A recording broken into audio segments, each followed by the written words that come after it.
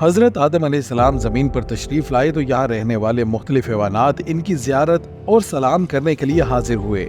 آپ نے اپنے پاس آنے والے جانوروں کے لیے ان کی حیثیت اور منظرت کے مطابق دعا فرمائی۔ اسی دوران جب ہرنوں کا ایک غول حضرت آدم علیہ السلام کو سلام کہنے کے لیے ان کے پاس آیا تو آپ علیہ السلام نے ان کی پشت پر شفقت سے ہاتھ پھیرتے ہوئے ان کے حق میں دعا فرمائی، جس کے نتیجے میں اللہ کریم نے انہیں نافع مشک عطا فرمایا۔ جب یہ ہرن نافع مشک لے کر اپنی قوم میں گئے تو دوسرے ہرنوں نے کہا، آج ہمیں تم سے عجیب سی خوشبو محسوس ہو رہی ہے جو آج سے قبل تم میں نہیں پائی جاتی تھی۔ یہ خوشبو کہاں سے لائے ہو؟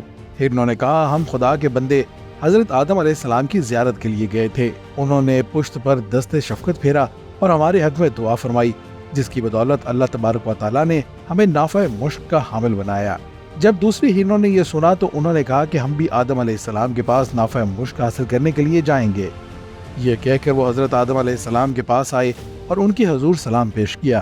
حضرت آدم علیہ السلام نے ان کی پشت پر شفقت کا ہاتھ پھیرا اور ان کے لیے بھی حسب معمول دعا فرمائی، مگر ان میں وہ خوشبو پیدا نہ ہوئی۔ انہوں نے واپس آ کر ہرنوں کی پہلی ٹولی سے کہا، ہم نے بھی آدم علیہ السلام کی زیارت کی اور انہوں نے ہماری پشت پر دست شفقت پھیرا اور دعا بھی کی، مگر ہمارے اندر وہ خوشبو پیدا نہیں ہوئی جو تمہارے اندر ہے۔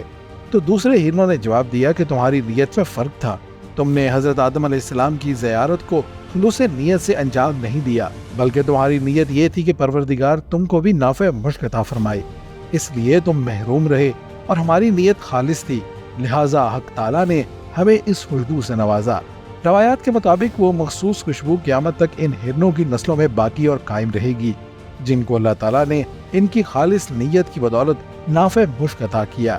اس واقعے سے ہمیں یہ سبق ملتا ہے کہ جو بھی اپنے عمل کو خلوص نیت سے اللہ کی رضا کے لیے انجام دے گا تو اس کے آثار اور برکات اس کے لیے اور اس کے لواحقین کے لیے روز قیامت تک قائم رہیں گے۔